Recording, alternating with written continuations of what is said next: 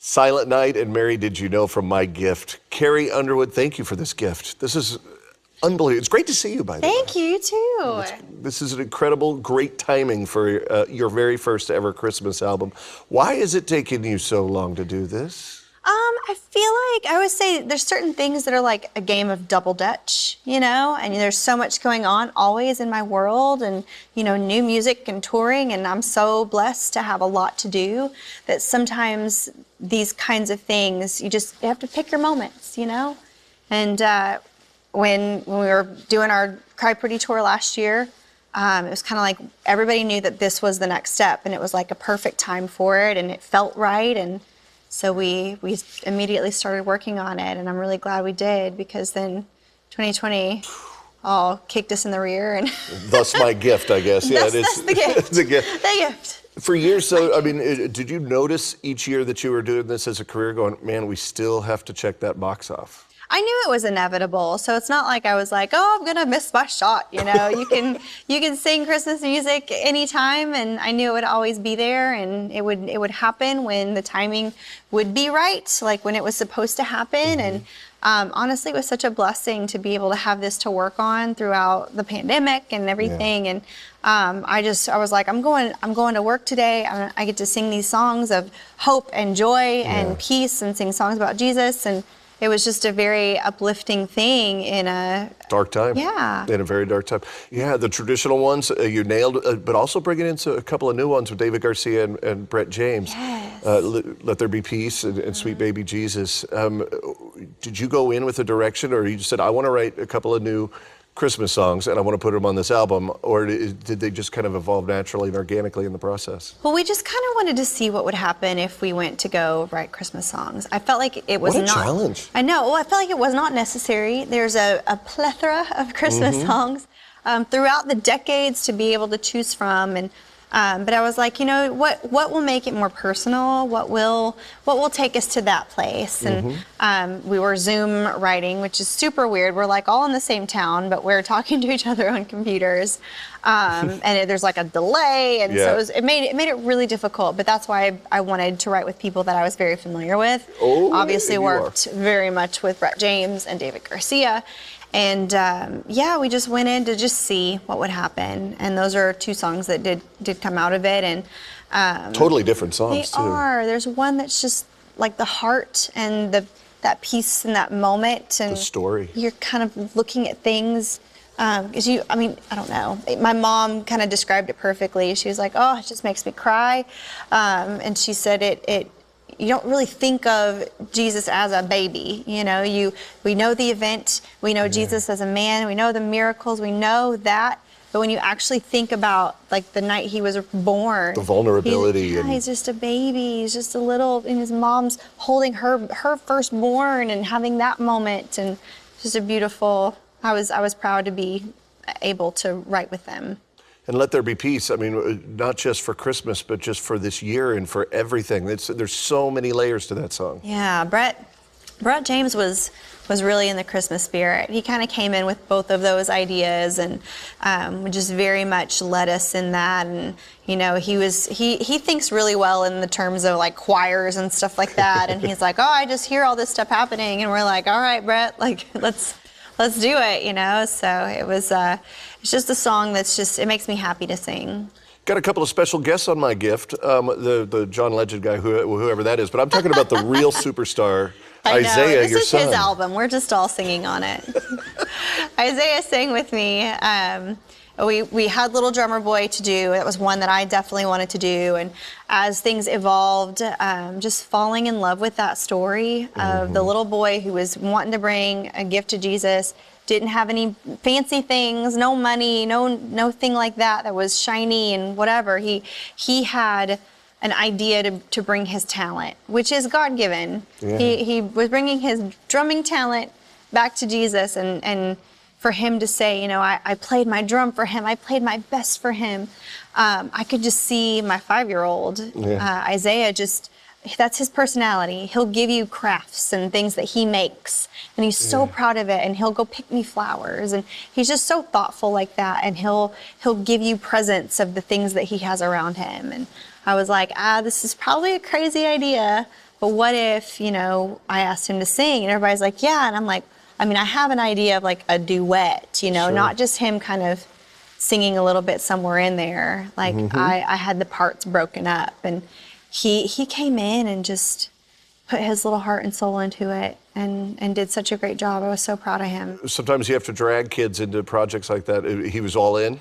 He was so excited, and he worked on the lyrics a little bit, and that morning he came downstairs and he was dressed up. Like, he dressed himself, he had his jeans on, he had a button up on, he had like a little fedora happening. He was ready to go. No, I was like, whoa, buddy, like, look at you. And he said, I wanted to dress up because I'm singing for Jesus. And I was like, oh, okay. Those words came out of his mouth. Yes, they did. He's an angel. He's like that. Is he following the footsteps, do you think? I don't know. He might have the bug. After that this? day, I know. After that day, like, I'd be, where are you going? Going to work. You going to the studio? Yes. Can I come?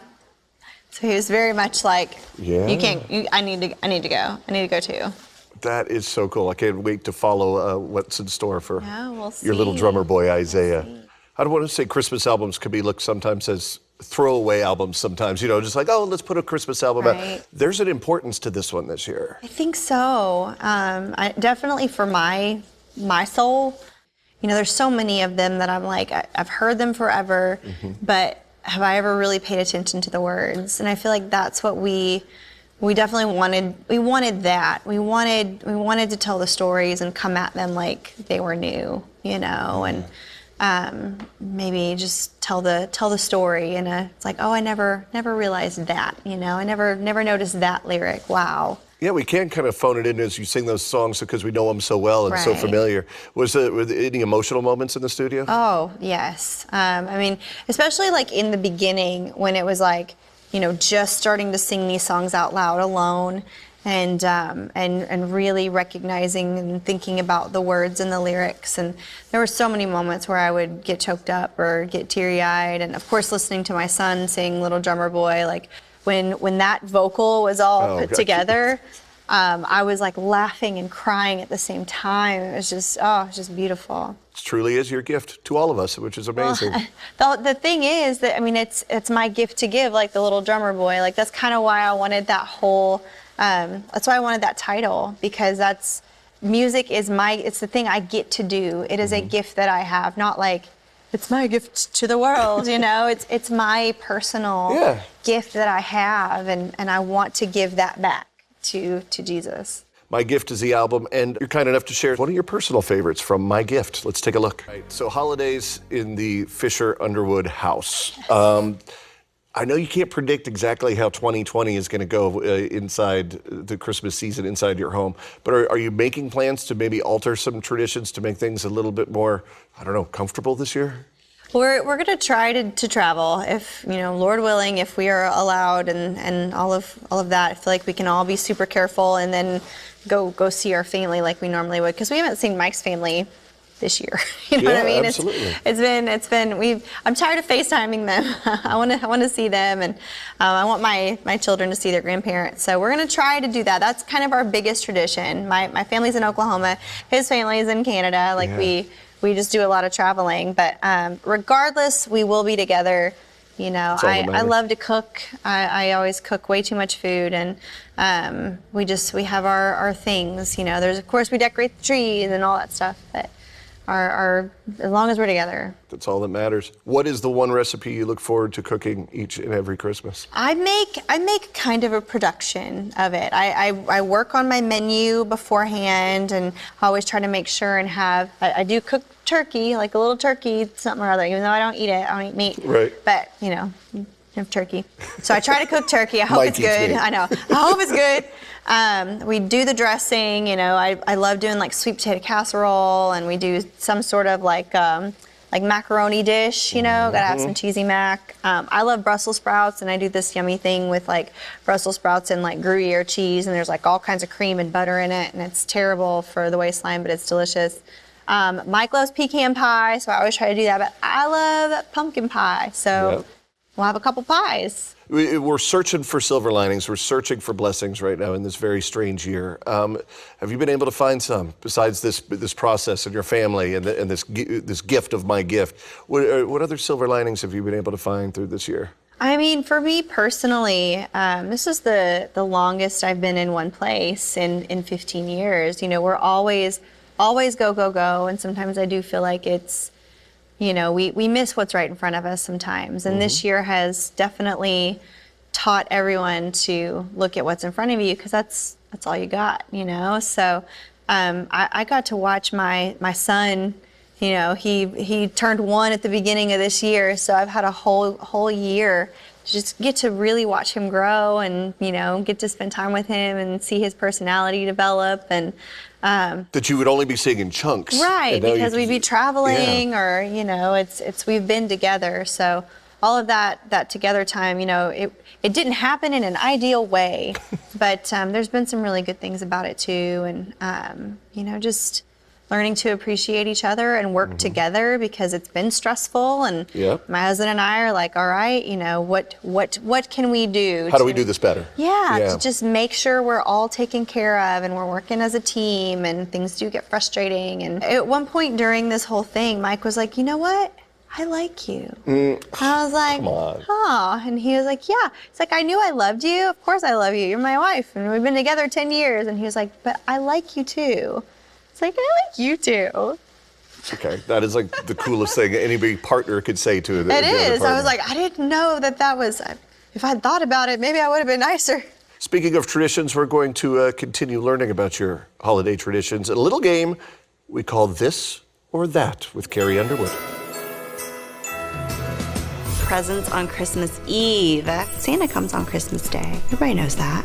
Gifts from Santa always seem to be more extravagant than gifts from mom and dad. I would probably pick hot cider over hot chocolate. I'm not a huge sweets person, but either are great and warm and comforting. I prefer Christmas in the snow because it feels like Christmas.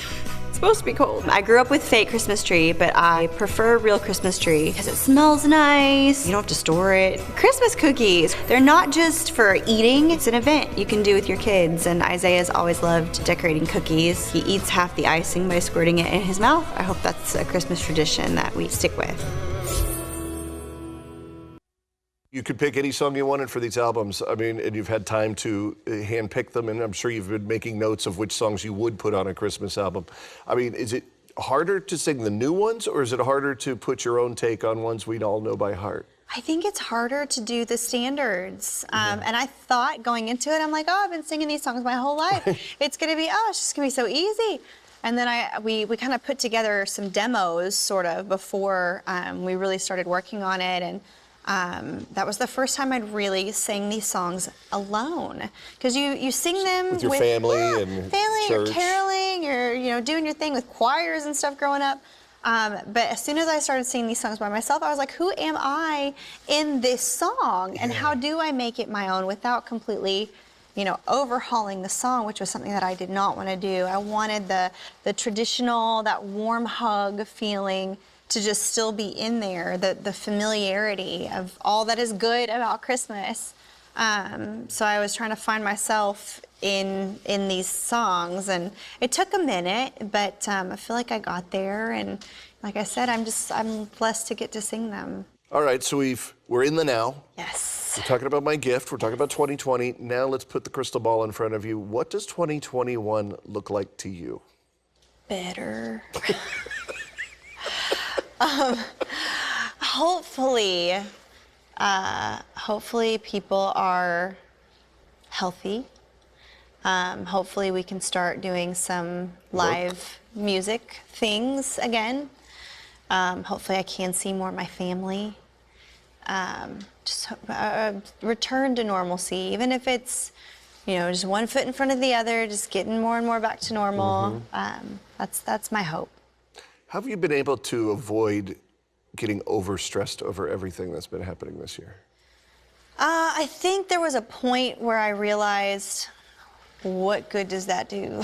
You know, we were talking about this earlier. I mean, there were so many things that like went wrong, and this wasn't happening, and then this got moved, and then that got canceled, and then, you know, things would fall apart, things that we thought we had under control, and then it would change, and it's like we're not in control of anything at the end of the day, but we are in control of how we react to things, and I think that was a moment where it was like, all right, this didn't work out. How do we still achieve our goals? Yeah. How do we keep moving forward? Let's find ways around it and get where we need to go. It's great advice. Well, the album is called My Gift, and now we have a gift for you. Ooh. Yes, we do. From Pandora, this is a plaque honoring you for 5 billion I'm a billionaire! streams. 5 billion streams, Wow. Carrie Underwood. You know what that makes you? That makes you the #1 most streamed female country artist Oh, yay. in Pandora history. Yay, thank Which you. is truly amazing. So here, our gift to you. Thank you, I love it. You And billionaire. what I love, this says, that's a lot of zeros. It's not money, but it's streams. It. It's just as good. It sure is. Congratulations, and my best to your family. Thank you, you too. It's great to see you. You too. It's Carrie Underwood.